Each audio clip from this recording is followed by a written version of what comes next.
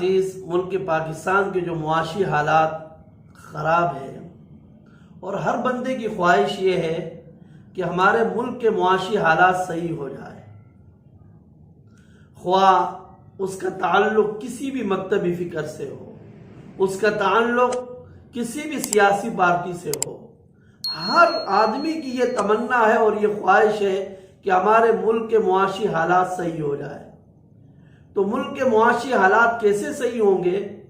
اس کے لیے ہمیں سودی نظام سے چھٹکارا حاصل کرنا ہوگا۔ یہ سود اتنا بڑا گناہ ہے کہ اس کے بارے میں نبی اکرم صلی اللہ علیہ وسلم نے فرمایا کہ سود کے 70 گناہ ہے، اور ایسرہما این کے حرج الامہ، فرمایا کہ اس میں سب سے ہلکا گناہ یہ ہے، وہ 70 گناہ ہے، 70 میں سے سب سے ہلکا گناہ یہ ہے کہ این کے حرج الامہ، کہ کوئی آدمی اپنی اماں کے ساتھ بدکاری کر لے۔ اللہ اکبر! کیا کبھی ہم نے سوچا ہے؟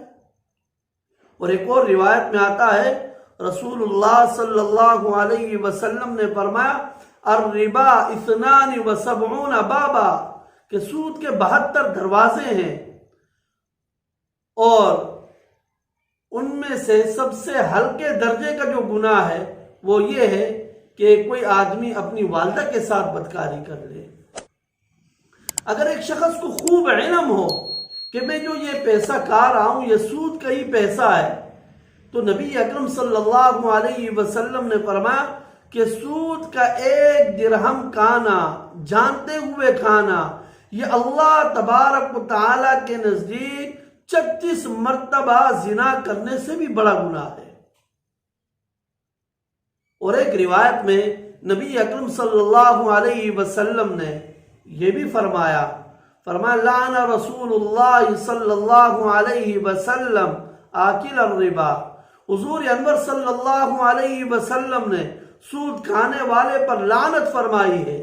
لعنت کا معنی ہوتا ہے اللہ کی رحمت سے دور ہونا، یعنی سود کھانے والا اللہ کی رحمت سے دور ہو جائے۔ یہ کون کہہ رہا ہے؟ نبی اکرم صلی اللہ علیہ وسلم۔ اور پھر دوسرا جو جملہ حضور نے فرمایا کہ سود دینے والے پر بھی اللہ کی لعنت، سود لینے والے پر بھی اللہ کی لعنت، اور فرمایا وکاتبہ، اور سودی معاملہ لکھنے والے پر بھی اللہ کی لعنت۔ نہ لے رہا ہے نہ دے رہا ہے، صرف لکھ رہا ہے، اس لکھنے والے پر بھی حضور نے فرمایا اللہ کی لعنت۔ اور فرمایا وشاہدین، اور جو سودی معاملے کے اندر گواہ بن رہا ہے، لکھ بھی نہیں رہا، لے بھی نہیں رہا، دے بھی نہیں رہا، خالی گواہ بن رہا ہے، نبی اکرم صلی اللہ علیہ وسلم نے فرمایا سودی معاملے میں گواہ بن جانے والے پر بھی اللہ کی لعنت۔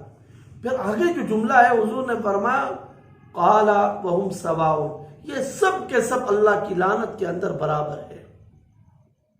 تو اگر ہم یہ چاہتے ہیں کہ ہمارے ملک کے معاشی حالات صحیح ہو جائے تو سودی نظام سے چھٹکارا حاصل کرنا ہوگا۔